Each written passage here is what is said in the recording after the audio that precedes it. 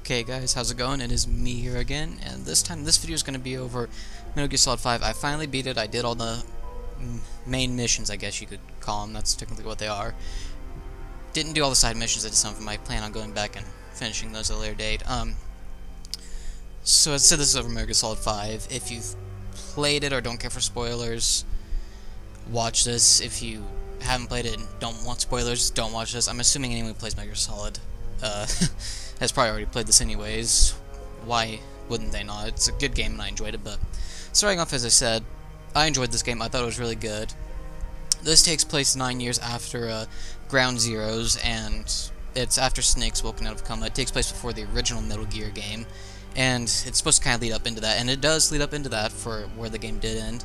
Now, this, as I said, the story, I enjoyed the story. I liked it. Now, you could make an argument. It's kind of disappointing that the game is released in an unfinished state, but what can you expect after things have been going on with Konami and what happened with Kojima?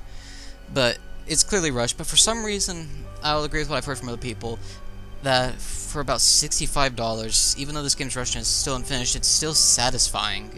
It pulls that off so well, and the Fox engine does incredible work. I mean, I've seen gameplay on the PC, and I've heard from people that the Fox engine is very well optimized, and it's no surprise after what we saw with Ground Zeroes. This was going to be a fairly good game on PC, and it does run well, especially after the horrendous Arkham Knight on PC. It was just so sad, and it's good to see that there's a AAA game that comes out and is released in a very good state. Now, the story, the game, I think, is 10 years. I think this takes place in like the 80s, and Metal Gear takes place in 95. Now, I will say, you start off thinking you're playing Big Boss, and it does that very well. You think you are playing Big Boss, but there are hints in the game, and it turns out you are not playing Big Boss. You are playing Venom Snake. This is the medic that was in the first one, the helicopter at the end of Ground Zeroes. According to what is in the game, he's the best soldier in Diamond Dogs in the MSF. He was the best one. He was the one. I mean, you have Ocelot, who's extremely good. Miller, who, even though he's in a horrible condition in this, with the missing leg and missing arm, he's still pretty good. But this medic was supposed to, but the way they make it sounds like this medic was supposed to be like, he's up there with him. He's like second best. And from everything that goes on in Phantom Pain, it's very well proven that he is the best soldier that they have. So they pretty much make him look like Big Boss. And Ocelot does his like little hypnosis on him, and Ocelot's good at this. He's good at the torture stuff. He's good at hypnosis. He did it to himself in Metal Gear Solid 4, sometime in between Metal Gear Solid and Metal Gear Solid 2. He made himself believe he was Liquid Snake, and in this they make the medic believe he's Big Boss. Now, they did this just so that they could make everyone think that this is Big Boss. Pretty much what happened is, if you get the true ending, it shows that in the hospital, Ishmael, the guy who saves you and tried to get you out of there, that is Big Boss. Pretty much Big Boss went into hiding, so that way Ocelot and everyone else could build up Diamond Dogs. And pretty much what he was doing Big Boss was doing while he was in hiding was building up Outer Heaven, which is featured in the original Metal Gear. Now, as it turns out, everyone fell for this. Everyone thought that Venom Snake, who's the medic, is Big Boss. And that was not true, but everyone fell for it. Pretty much what was going to happen was, while Big Boss is doing that, they're pretty much spreading the word of Big Boss. They're building two fronts, pretty much. There's Mother Base, which is said to be Outer Heaven, then there's the other Outer Heaven, which is featured in Metal Gear. And I thought this story was very good. There's the whole story with the vocal cord parasite, which was created because Code Talker was experimenting with the End's body, who the End was in Metal Gear Solid 3. That was the sniper in there. He experimented with his body. Ended up creating the vocal cord parasite. And pretty much the vocal cord parasite is used to attack certain strains of language. So one set will be used to attack the English language, another set's used to attack the Spanish language. And they basically adapt, pretty much. That's what the vocal cord parasite does. It adapts and becomes more lethal and everything. And that's what makes it so dangerous. And and I enjoyed it. I really did. This story was amazing. Now, yes, it didn't end as well, and a lot of the story, people say it's lack of story. There's no lack of story in this game. It is given to you in the form of cassette tapes. And I'm okay with that because I don't always want a game to just hand-feed me everything that goes on. That's why I enjoyed, like, Dark Souls, Bloodborne, and Demon Souls. For the most part in those games, they don't give you the language, or not the language, the story at all. It's left to you to put it together. That's what they want you to do. And I like that. You can kind of create your own stories. And in this, it's a similar way. It's just, they still give it to you, it's just in cassette tapes. This is how it was done in Peace Walker, but Peace Walker still had cutscenes. Now, as I said, I like that. I liked the story, and I thought it was well done, and I enjoyed how they gave it to you. So you can concentrate a little bit on gameplay, and the gameplay shines in this. This is probably the best gameplay I've ever seen in the entire series. It's probably why I think this might be the second best Metal Gear game there is. To me, the original Metal Gear Solid is number 1, and gameplay-wise, this is number 2. Metal Gear Solid 3 beats this in how much content and story there is, but this beats on the 3 on certain levels. Now, the characters I did like, and they're carried over from Peace Walker, so of course I'm gonna like them. Except Ocelot, he's a return character from 3. Now, I liked Venom Snake. I mean, it's hard to say why I liked him, because he's so much like Big Boss, really. I mean, he basically is Big Boss. That was the whole idea of it, was that, you know, he's Big Boss, and Big Boss is Big Boss. That's how it was supposed to be. He doesn't remember till like the very end of the game that, if you get the true ending, that he was just hypnotized to believe that he's Big Boss. They changed his face and everything, and he remembers that in the end. So basically, that's how it's supposed to be. Now, I liked Ocelot. He didn't... As much as I like some of the characters in this, they don't have a huge impact on everything that goes on. I mean, Ocelot and Miller do. They kind of... They butt heads in this, and I kind of like that, in a way. I mean, there's Ocelot, he likes to torture, but he kind of believes in subtle ways and everything. You know, there's a part in it when you come across Quiet, and Quiet is an amazing character on her own. She's a very good sniper, and I truly enjoyed watching her do this, but Quiet, there's a scene when you first meet her and you fight her, and you either have the choice of killing her or letting her live, which is kind of done in a similar way to how Big Boss killed the boss in 3. She's on the ground, he's pointing a gun at her. Ocelot wants you to save her, because she could give useful information and everything. Kaz wanted to kill her because, she tried to kill you and everything, and the whole fact that she works for Cypher XOF, I believe it's XOF actually, and you have your choice of killing her or letting her live, which is what I liked about this game, was how you could choose to let D-Dog live when you first meet him, or you can just let him go and never pick him up, or you can kill Quiet, or, take her back to Mother Base, and I thought that was real well done. And Quiet's story is actually very interesting. You have to build up a relationship with her first, and then you can explore her, like the rest of her story, like later on in the game, closer to the end. And I thought that was well done. Now, who knows that if in the content there was actually going to be more to her story, maybe see her later or something, who knows.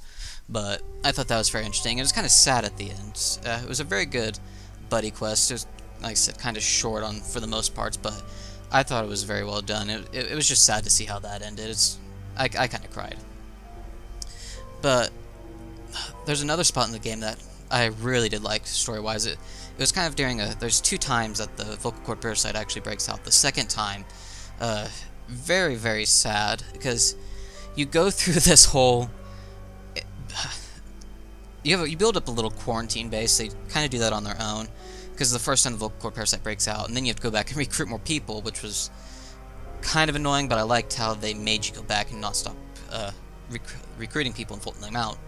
But there's a scene later, they have the vocal cord parasite in, and there's a part in it where Big Boss gets to the top of the quarantine zone to see what happens, and the vocal parasite kind of makes people want to get outside, so because that way the birds can pick it off and spread it. And it tries to do that, and there's like these 3 guards that are infected that are kind of crazy, and they're like grabbing Snake, and he doesn't want to shoot him, but he eventually like closes his eyes and he just shoots them all. And then like some more get out, and they just bomb the entrance. And then immediately after that, Miller says that you have to kill them all, and it's just so sad because then Huey comes in on the intercom, or on the codec, I should say, and he's just yelling because, you know, everyone, you know, they're his men, they're like brothers and everything. He's telling them how he's a monster and everything for killing them all, but there's nothing you can really do. And I question if that's part of Huey just trying to make him stop, because everything that happened to Ground Zeroes and up till now is kind of Huey's fault, is how it's put, so it makes you think that he's not wanting Snake to kill his people so that it can spread and kill everyone else. Because that was an English strain, I believe, that was trying to get out. And so you eventually go through and you're killing those people, and you can tell because you have these goggles on that makes their throats kind of glow like yellow to show where they're infected at. So you're shooting pretty much everyone's infected. And then you get to the last room. It's at the very bottom of the quarantine, I believe. And you go into this room, and just all these soldiers saluting you, because they're leaving up to you to decide whether to kill them or not, because they don't know what to do. And you're just shooting each one of them in the head, and of course each time like a member dies, it comes up saying Mother Base member has died. And then there's the Peace Walker theme playing in the background from Metal Gear Solid Peace Walker. And it's so emotional, it's still one of the best scenes, but it's so sad. And at the same time, I can't help but like that scene, because it was so well done. And then of course after that, there's this part where that you're pretty much burning everyone, and I want to say this is where the Phantom, that's another name for Venom Snake, or the medic in this, because he's the Phantom of the real big boss. I want to say this is where kind of decides on who he's going to be, or what he's going to do. Now, probably the final part of the story I liked. I liked the ending, for what it was worth, what they could do with the ending of this. I liked it. Because, you know, this is where he figures out who he wants to be. He figures out that he will be the other big boss, is what the real big boss wanted, and he's going to be the real big boss's Phantom, so they're going to be kind of on two fronts. And just so you know, the real big boss is kind of in hiding until Metal Gear 2. Because after that he rebuilds, in Metal Gear 2 he builds, or creates Zanzibar Land, pretty much. But, it kind of, ends with him listening to a tape of Solid Snake invading Outer Heaven, or informing of it or whatever. I really couldn't understand that, because some people say that, and I was like, when did it show this? Because this was a continuous scene of him in this game, so maybe it's something I missed, who knows, but that's what the ending was. He kind of explains that Big Boss is building Outer Heaven, according to, during a credit scene of Ocelot and Miller talking, builds this new country, and the Phantom takes that spot over.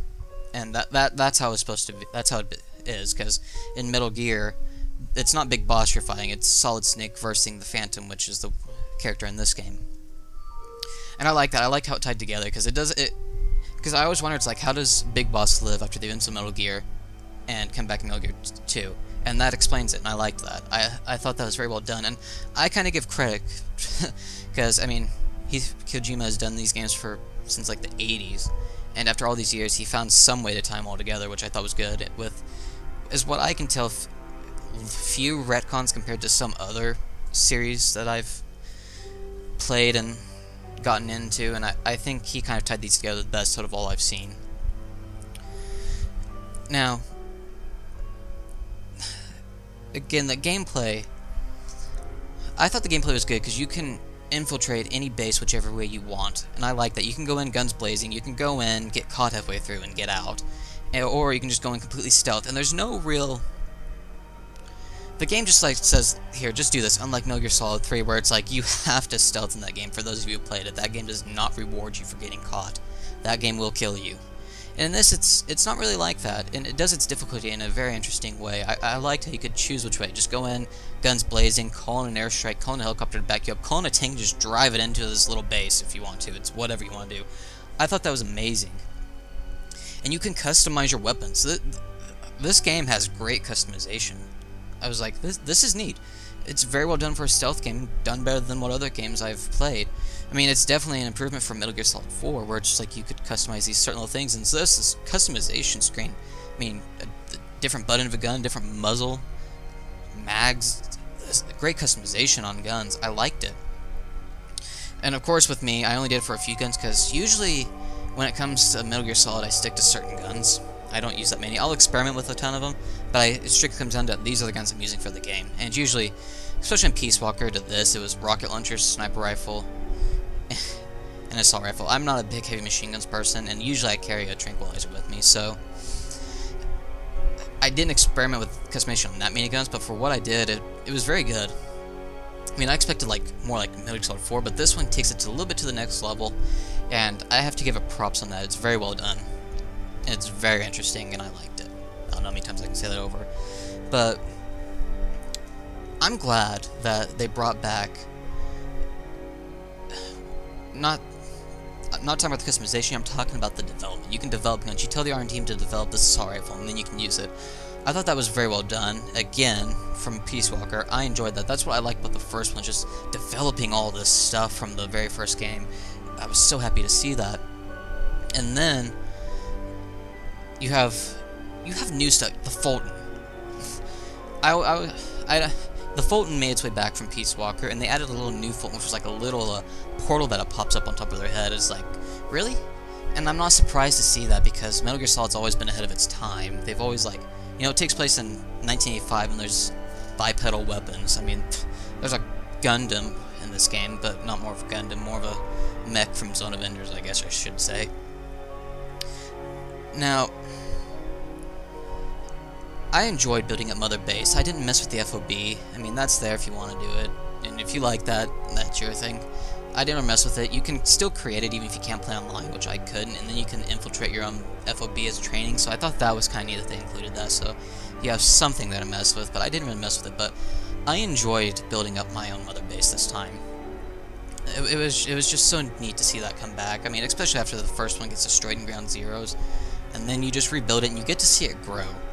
I liked that, and there's like 4 platforms per each one you do. There's 4 R&D platforms, 4 combat platforms, and those help your overall recruitment of people, because from the other game to this one, you can recruit people and put them in different sections: the R&D team, the support team, the combat team, and the more platforms you build, the more people you can hold in that base, and which I would say build up the FOB if you want to, because if you build up the FOB, you still get more space per overall how many people you can hold. So like things like 500 or something, I don't remember, when you upgrade all the way, maybe it's like 300, I don't know, whatever your max is for just the regular Mother Base. If you start building FOBs, it'll increase that, so any leftovers, I guess you could say, will go there. So I thought that was incorporated together well, but I just didn't really care for it. I mean, there's the online, which is going to come later, which everyone's going to play. I'm not interested in it, but whatever. But the boss fights, overall, they were pretty good. The Sahelanthropus one is probably my favorite boss fight of them all. It's just so fun to do that. I enjoyed doing the ordinary fight and the extreme fight of Sahelanthropus, and I found it neat because it's a small little thing, but like the Quiet's fight, the ordinary fights, Quiet's in her like basically naked, and in her extreme fight she wears like more of a military outfit. Sahelanthropus the same way. It's Sahelanthropus like silver plating, and then the extreme it's like this black plating, which is really cool looking. I kind of wish that was the overall look for it. And for those of you who know, Sahelanthropus is more like Rex, and this is where I was really disappointed. It's because later on in Eli, he's Liquid Snake in this. It's Liquid Snake in his younger years. Him and Sahelanthropus storylines kind of mix, and basically later on in the story, Eli and Psycho Mantis appears somewhere on base, so he's kind of hiding on base, I guess you could say, after the destroying Sahelanthropus. Him, Eli, basically steal Sahelanthropus and take the kids with them, and that's where that story ends. That is one thing I was disappointed about, and it kind of sucks, because there's scenes on YouTube of what was done of the lair chapters, because there's supposed to be a chapter 3 in the game, but that didn't make it in for whatever reason, most likely, as I said earlier, because of the whole thing of basically being rushed. But if the special edition of the game is about that, you have it, but it shows some cutscenes of what was going to come after that in the later chapters, and it's basically some what looked like to be drawn concept art of cutscenes. So there are those. You can find those on YouTube. I saw them earlier. It's basically just a continuation of finding Eli. I think it was Mission 51, Kingdom of the Flies, which is basically, well, you know what it's making fun of, but they go to a place later on where it's like full of this little parasite. So I would recommend watching those if you want to see somewhat of what happens after. And I I guess I'll just end this kind of on some more things that I didn't like. As I said, I like the boss fights. Some were too easy, and I don't think there was enough boss fights. I think there should have been more. There was no fast travel in the game as there should have been, because if you like did a main mission, or more of a setup mission, you land in a helicopter, but in this you get in the helicopter and it takes you back to the Aero Command. You're supposed to be able to fast travel, so unless I misheard that, that's not in the game. And I was very disappointed in that. But story-wise, I said as earlier, the game seemed kind of abrupt. I mean, for what it was good, but it's kind of disappointing that you couldn't get to fill in some plot holes, because there's no overall, it doesn't really tell you how Big Boss falls to evil as he does. You don't see that, because one, you play as Venom Snake, and you can kind of see how he kind of is a middle ground type person. He's more like what a Naked Snake was in like Peace Walker. You know, he understood good, but he understood some things had to be done just to be done, even if they were bad. But as Big Boss, the real Big Boss is in Metal Gear 2, he's kind of crazy, and you don't really crazy evil, however you want to say it. He kind of becomes a Skullface, or what Skullface was going to be. I guess you could say this overall public enemy #1 villain, and you don't see how that really happens. I can kind of see how he might want revenge, but I don't see how he's supposed to just become a true bad guy. And so I was kind of disappointed in that. I didn't really say. And, there's not much gameplay-wise that I really didn't like, unless you include the helicopter as part of gameplay. I mean, you could say, some of the stuff did kind of seem to get repetitive. Like, you did, like, 10... There's a couple different types of side missions. There's, like, capture this guy, find this wandering Mother Base soldier, and you'll do, like, 10 each of those, so it kind of gets repetitive here and there, but because of the way that the game is played and how anything can happen, it kind of makes each mission kind of its own little experience, so it's kind of even, but I still somewhat enjoy it, because something happened, a sandstorm, you could just come in and you can't see anything, or you could just get caught out of nowhere and you're just having a full-on gunfight. And so it still tries to make itself a new experience, which I think it does very well, but I would just, it's just the fact that it's like you're doing like 10 types of extract a Mother Base soldier, so there are those, but I'm not truly griped on those. They didn't really take overall experience and just lower it. But there's not much more I could say. There was Paz's story, who I'm not gonna kind of spoil that if no one hasn't done that yet. It's very interesting, kind of sad in the end, just to kind of see how it happens. But it's kind of overall, it's a pleasing feeling for the end of Paz's story, who was a character supposedly blown up in Ground Zeroes and was in Peace Walker. But overall, it's kind of glad to see some characters return from like Peace Walker and Ground Zeroes. It was neat to see that. Overall, I really enjoyed the game. I would give it a 9 out of 10 just for the fact that it's not a finished game, but it gets that 9 because for what's in the game, it's done so well. Sure, the main story is kind of short. I think it's like 50 missions, and some of those are kind of repeats of earlier missions, and some of them are repeat extreme, so like an earlier mission becomes an extreme mission, or an earlier mission becomes a true stealth mission, or an earlier mission becomes a subsistence mission. So it kind of redoes a couple of those, and it can kind of, again, get boring, but unlike Peace Walker, this game is the way it is because it's so open world. You can have a different experience doing it on its extreme difficulty, or compared to the easier difficulty. So overall, it still plays out, and it's like, I'm gonna make this fun for you no matter what, and the game is fun, and honestly, I think it's worth the full price. And if there's anything I can think of, the game has no true difficulty. This is the final thing I'm going to talk about, because it has no true difficulty. If you look on the map, there'll be like 4 little icons kind of to the sides, like one I think it's like a light and one's a gun. Those kind of start off from going like a gray to red being the most dangerous. Pretty much what it is, if like, I think each base does it differently, but like, say for instance, you go into a base, you get a lot of headshots, they'll start wearing helmets. If you do a lot of killing, they'll start wearing heavy armor, and they'll even start carrying heavy guns. And if there's a certain like way you sneak in, they'll start putting mines down to stop you. And that's how the game does its difficulty, and let me tell you, it does that well. I mean, I had trouble with some later missions, and I was pleased with it, because it's like, oh, no true difficulty, but you're still tough?